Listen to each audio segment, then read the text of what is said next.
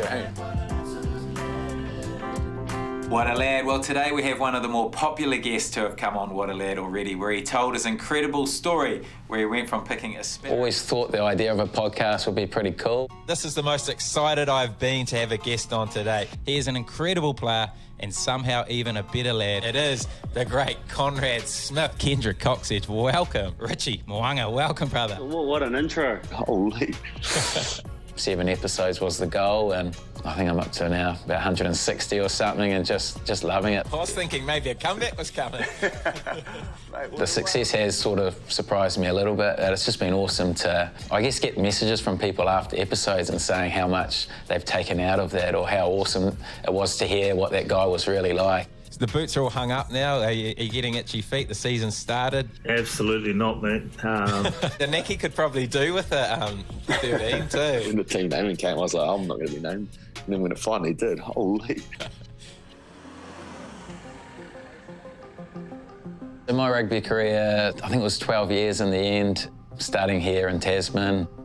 There was moves every sort of 6 months. Started off with Italy, then up to Taranaki and the Hurricanes. Headed over to London Irish, Red Sparks in Japan, and then Hurricanes to finish.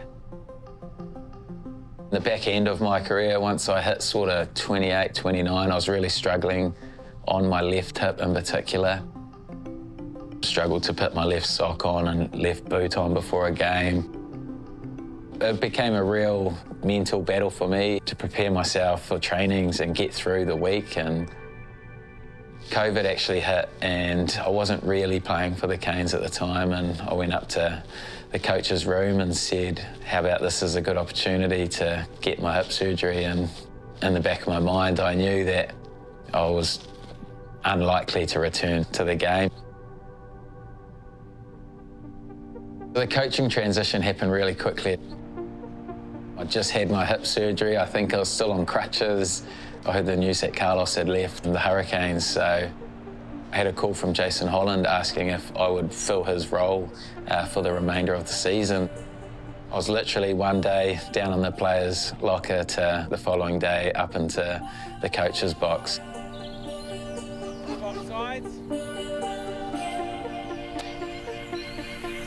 I asked Tasman if I could sign with Tasman as a player.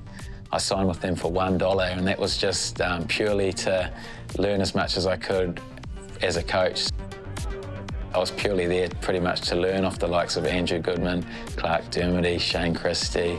Great news, team. Great news. One of the media fraternity is now going coaching with the Crusaders. James Marshall, welcome to Super Rugby, mate. Yeah, the Crusaders opportunity came out of nowhere. Like, I was preparing for this Tasman season. I did promise my wife that I wasn't going to chase the coaching dream because we'd moved the family so much. But when you get that phone call from Razor, you know, the most successful team in Super Rugby history, pretty hard offer to turn down. Oh, thanks again for coming on the What a Lad podcast, mate. Always an... Yeah, I don't know the full plan of what's next for What a Lad, because obviously the Crusaders' job's going to be pretty intense. It's something that I really want to keep doing. Potentially in the off-season might be a good chance for me to keep it going and making sure I can give players a platform to share their stories or share what they want. Absolute honour having legends like you on the podcast, so I really appreciate you giving up your time. You're a lad.